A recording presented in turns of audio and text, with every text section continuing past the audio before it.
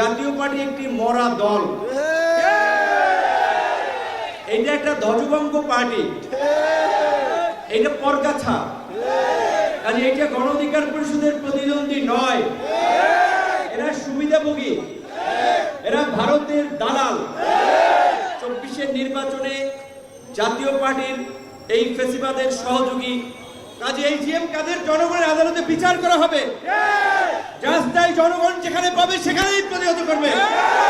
GM কাদের কিংবা জাতীয় পার্টির সাথে গণ অধিকার পরিষদের কিসের তুলনা? গণ অধিকার পরিষদের মতো একটা বিপ্লবীদের দলকে ওই পরগাছা ফাঁসিবাদের সুবিধাভোগী দালালদের মুখোমুখি করা যাবে না। ওই জাতীয় পার্টির কার্যালয় অনেকে বলে, কিন্তু ওইটা কিন্তু এস আলম সাহেবের ভবন, ওইটা জাতীয় পার্টির কার্যালয় না।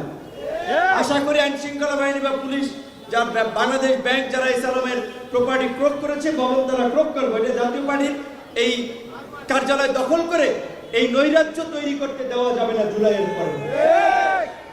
সেইখান থেকে আমরা যাওয়ার পথে পেছনে ওই কার্যালয়ের সামনে আগে থেকে এই জিএম কাদের এবং শামীম পাটোয়ারির নেতৃত্বে অবস্থান নেওয়া ফেসিবাদের দোষর এই জাতীয় পার্টি এবং আওয়ামী সন্ত্রাসীরা, এই যুবলীগের নেতা সম্রাটের ক্যাডাররা, তারা ওইখানে আপনার লাঠি সোটা অস্ত্র নিয়ে অবস্থান নিয়েছিল। তারা আমাদের ওইখানে তো সেনাবাহিনী ব্যারিকেড দিয়ে রেখেছে, আমরা যদি যেতাম তাহলে তো ওইখানেই সংঘর্ষ হতো। আমরা কিন্তু সংঘর্ষে জড়াই নেই।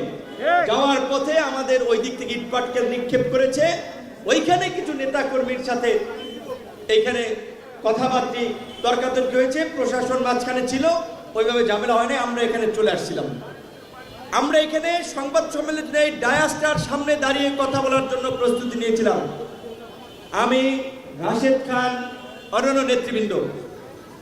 সেইখানে আইন শৃঙ্খলা বাহিনীর নামে নাকি এগুলা ছাত্রলীগ যুবলীগ তাদের পোশাক পরিয়ে আইন শৃঙ্খলা বাহিনীর মধ্যে নামানো হয়েছিল, সেটি আমাদের জানতে হবে, বুঝতে হবে। কারণ যেই সেনাবাহিনী এই গণ অভ্যুত্থানে জনগণের পক্ষে অবস্থান নিয়েছে, তারা গণ অভ্যুত্থানের নেতৃবৃন্দের গায়ে হাত তুলবে এবং বিনা উস্কানিতে, এটা আমরা বিশ্বাস করতে পারি না।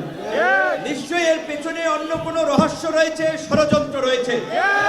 এবং আমরা জানতে পেরেছি পুলিশ এবং সেনাবাহিনী সহ প্রশাসন, আইন শৃঙ্খলা বাহিনীতে থাকা হাসিনার সুবিধাভোগীদেরকে দিয়ে এই পরাজিত দোসরেরা আগামী নির্বাচন বানচাল করার জন্য, দেশে অস্থিতিশীল পরিস্থিতি তৈরি করার জন্য, নৈরাজ্য তৈরি করার জন্য কাজ করছে।